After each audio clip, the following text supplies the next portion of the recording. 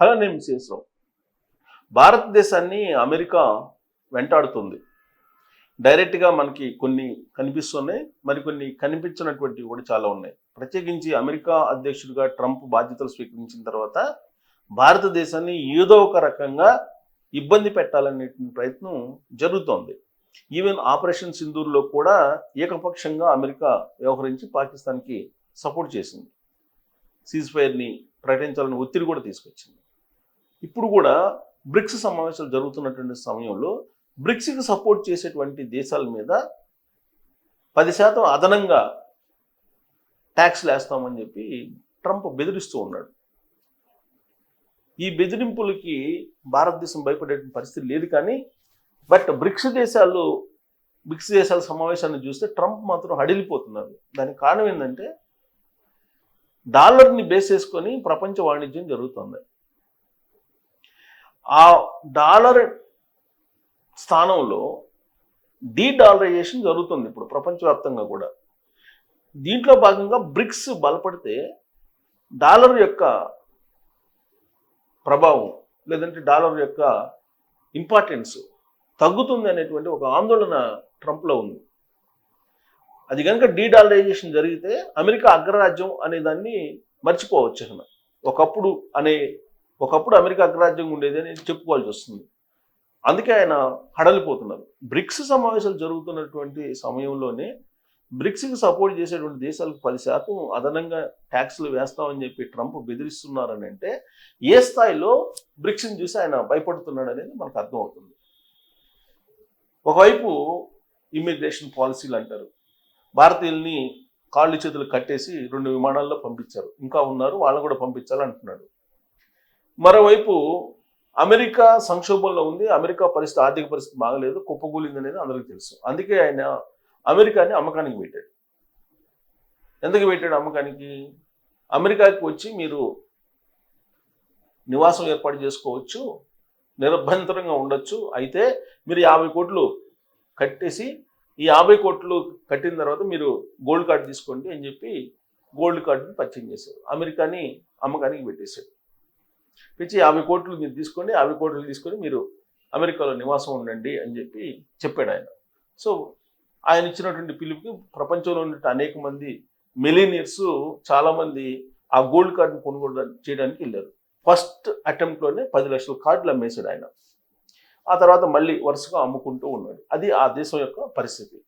అయితే ఆ దేశాన్ని మరి ఆదర్శంగా తీసుకున్నారో లేదంటే అవసరమయ్యి ఇతరుల దేశాలకు సంబంధించినటువంటి వాళ్ళు ఆహ్వానిస్తున్నారో మరి ఆ దేశానికి తెలియాలి. కానీ యుఏఈ ఇది ఇప్పుడు ట్రంప్ ఏదైతే గోల్డ్ కార్డులను ప్రవేశపెట్టారో అదే తరహాలో ఇప్పుడు యుఏఈ కూడా కార్డులు ప్రవేశపెడుతుంది. కాకపోతే 23 లక్షలు పెట్టారు. 23 లక్షలు కట్టి మీరు దుబాయ్ వెళ్ళొచ్చు. 23 లక్షలు కట్టి అక్కడే ఉండి అక్కడే పని చేసుకోవచ్చు. అక్కడే మీకు పని చేసుకునేటువంటి వీసా కూడా ఇస్తారు. సో ఇది ఒక బంపర్ ఆఫర్ లాగా ఫీల్ అవుతుంది. ఎందుకంటే అమెరికాకి వెళ్ళి అమెరికాలో ఆ చట్టాలను తట్టుకొని అక్కడ పని చేసుకునే దానికంటే కూడా 50 కోట్లు పెట్టి అక్కడికి వెళ్ళి ఇక్కడ 23 లక్షలు పెడితే మీకు దుబాయ్ వెళ్ళిపోయి దుబాయ్లో స్వేచ్ఛగా ఏ పనైనా చేసుకొని బతకచ్చు కదా అనేది. ప్రత్యేకించి ఇప్పుడు యుఏఈ ఏం చేసిందంటే ఓన్లీ బంగ్లాదేశ్ అండ్ ఇండియాకి ఈ 2 దేశాలకు సంబంధించిన పౌరులకే ఈ ఆఫర్ ఇచ్చింది. 23 లక్షలు కట్టి మీరు దుబాయ్కి వచ్చేసి యుఏఈకి వచ్చేసి మీరు ఏ పని చేసుకున్నా ఇబ్బంది లేదు, మీకు వీసా ఇచ్చేస్తాము, పర్మనెంట్ వీసా ఇచ్చేస్తాము అని చెప్పి దుబాయ్ చేసినటువంటి ప్రకటన ఇప్పుడు భారతీయుల్ని అట్రాక్ట్ చేస్తుంది. 23 lakhsకి అక్కడ మీకు వీసా వచ్చేస్తుంది, పర్మనెంట్ వీసా వచ్చేస్తుంది. సో అది బెటర్ ఆప్షన్ అని చెప్పేసి దుబాయ్కి అందరూ ప్రయాణం గడుపుతున్నారు. చాలామంది భారతీయులు అమెరికా యుఏఈ వైపు చూస్తున్నారు. ఇప్పుడు యాక్చువల్గా ఈ మధ్యకాలంలో నరేంద్ర మోడీ గారు ప్రధానమంత్రి అయిన తర్వాత భారతదేశం నుంచి తరలి వెళ్ళేటువంటి బిలియనీర్లు, ఇతర దేశాలకు వెళ్ళేటువంటి బిలియనీర్ల సంఖ్య పెరిగిందంట. దాదాపు 25% పెరిగిందంట గతానికను. ఇప్పుడు ఈ టెన్యూర్లో మోడీ గారు టెన్యూర్లో 25% పెరిగిందని అంటే చాలా పెరిగినట్టు. సో ఇప్పుడు యుఏఈ ఈ ప్రకటన అనౌన్స్ చేయగానే అటువైపు ఎక్కువ మంది చూస్తున్నారు. ఈవెన్ మిడిల్ క్లాస్ కూడా అటువైపు చూస్తున్నారు అనేది కూడా వినిపిస్తుంది. ఏంటి అసలు యుఏఈలో 23 లక్షలు కడితే మనం పోయి అక్కడ ఏం చేయాలి, అసలు దాని కథా కమామిషి ఏంటి అనేది ఒకసారి చూద్దాం. ఇవాళ అన్ని పత్రికల్లో, అన్ని నేషనల్ ఛానల్స్లో, అలాగే రీజనల్ ఛానల్స్ అన్నింటిలో వచ్చింది. సో యుఏఈ అందించే గోల్డెన్ వీసా ఎంతో ఆదరణ ఉంటుంది. ఈ క్రమంలోనే కొత్త రకం గోల్డెన్ వీసాలను అందించేందుకు సిద్ధమైంది యుఏఈ. స్థిరాస్తి కొనుగోలు, వ్యాపారంలో పెద్ద మొత్తంలో పెట్టుబడులు పెట్టడం వంటి ప్రస్తుత పద్ధతులకు భిన్నంగా నామినేషన్ ఆధారిత గోల్డెన్ వీసాలు జారీ చేయనుంది. ప్రయోగాత్మకంగా తొలుత భారత్, బంగ్లాదేశ్ వాసులకు వీటిని ఇచ్చే ఏర్పాట్లు చేస్తుంది. ఇందుకోసం భారత్లో రయాద్ గ్రూప్ అనే కన్సల్టెన్సీని ఎంపిక చేసింది. భారత్లో రయాద్ గ్రూప్ అనేటువంటి కన్సల్టెన్సీని ఏర్పాటు చేసింది. ఈ కన్సల్టెన్సీ ద్వారా మీకు యుఏఈలో 23 లక్షలు కట్టి మీకు వీసా ఇచ్చేదానికి ఏర్పాటు చేస్తుంది. ఇప్పటివరకు భారత్ నుంచి దుబాయ్ గోల్డెన్ వీసా పొందే మార్గాల్లో స్థిరాస్తిలో కనీసం 20 లక్షలు ఏఈడి అంటే 4.66 కోట్లు మన డబ్బుల్లో, లేదా వ్యాపారంలో పెద్ద మొత్తంలో పెట్టుబడులు పెట్టడం ఒకటి. గోల్డెన్ వీసా కావాలంటే స్థిరాస్తిలో కనీసం స్థిరాస్తిలో 50 కోట్లు పెట్టాలి అక్కడ ఉండేటువంటి దాంట్లో. కొత్తగా ప్రవేశపెట్టినటువంటి నామినేషన్ ఆధారిత వీసా విధానం కింద 1,00,000 EAD అంటే 23,30,000 ఫీజు చెల్లించడం ద్వారా జీవితకాలం చెల్లుబాటు అయ్యే గోల్డెన్ వీసాను పొందవచ్చని సంబంధిత వర్గాలు ఈ వార్తా సంస్థ తెలిపాయి. 3 నెలల్లో 5,000 మందికి పైగా భారతీయులు ఈ రకం వీసా కోసం దరఖాస్తు చేసుకుంటారని అంచనా వేశాయి. భారతీయులు యుఏఏ గోల్డెన్ వీసా పొందేందుకు ఇదొక సువర్ణ అవకాశమని రయాద్ గ్రూప్ ఎండి రయాద్ కమల్ అయూబ్ తెలిపారు. ఈ వీసా కోసం దరఖాస్తు చేసుకున్న వారి నేపథ్యాన్ని మొదట తనిఖీ చేస్తాం. యాంటీ మనీ లాండరింగ్, క్రిమినల్ రికార్డులు, సోషల్ మీడియా తనిఖీలు వంటివి ఇందులో ఉంటాయి. ఆర్థికం, వాణిజ్యం, సైన్స్, స్టార్టప్, ఉద్యోగ సేవలు వంటి మార్గాల్లో యుఏఈ మార్కెట్కు వారు ఎలా ప్రయోజనం చేకూర్చగలరో కూడా పరిశీలిస్తాం.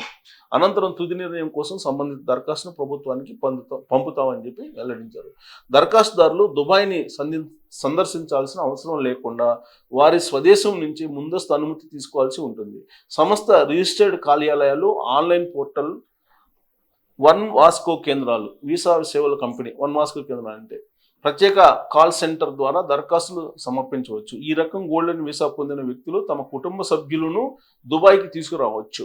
సహాయకులు, డ్రైవర్లను నియమించుకోవచ్చు. స్థానికంగా ఏదైనా వ్యాపారం, ఉద్యోగం చేసుకోవచ్చు. నామినేషన్ ఆధారిత వీసా జీవితకాలం చెల్లుబాటు అవుతుంది అని వివరించారు. ఈ పైలట్ ప్రాజెక్టును త్వరలో చైనా, ఇతర దేశాలకు విస్తరించే అవకాశం ఉన్నట్లు తెలుస్తుంది. సో మొత్తం మీద యుఏఈ ఎవరైనా మీరు రావచ్చు అని చెప్పి అంటున్నారు. తొలి విడతగా భారతదేశంకి, బంగ్లాదేశ్కి అవకాశం ఇస్తుంది. 23 లక్షల రూపాయలు కట్టేసి 23,30,000 కట్టేసి మీరు పర్మనెంట్ వీసా పొందొచ్చు, అక్కడ పని చేసుకోవచ్చు. ఇండియాలో ఏ విధంగా అయితే మీరు స్వేచ్ఛగా మీకు చేతనైనటువంటి పనులు చేసుకుంటున్నారో అలానే యుఏఏలో కూడా మీరు ఉండొచ్చు, పనులు చేసుకోవచ్చు అనే వెసులుబాటు కల్పిస్తుంది. మరి దాదాపు 5 లక్షల మంది బహుశా అప్లై చేసుకోవచ్చు అని చెప్పి ఎక్స్పెక్ట్ చేస్తున్నారు యూనియన్స్. బట్ అంతకన్నా ఎక్కువ వచ్చేటువంటి అవకాశం కూడా ఉంది. ఎందుకంటే యుఏఏ వెళ్ళడానికి చాలామంది ఇష్టపడతారు కాబట్టి. బట్ దీని డిమాండ్ ఎలా ఉండబోతుంది అనేది చూడాలి. బట్ అమెరికాను చూసి దుబాయ్ కూడా, యుఏఏ కూడా ఇలాంటి పని చేసిందా, లేదంటే కేవలం అక్కడికి వచ్చి ఉద్యోగాలు, సైన్సు లేదా ఇతరతర రంగాల్లో మేధో సంపత్తి వస్తుందని భావించి ఈ ఆఫర్ని ఇచ్చిందా, అసలు ఏ ఉద్దేశంతో యుఏఏ ఈ ఆఫర్ను ప్రకటించింది అనేది మీరు ట్రోల్ చేయొచ్చు. Thank you.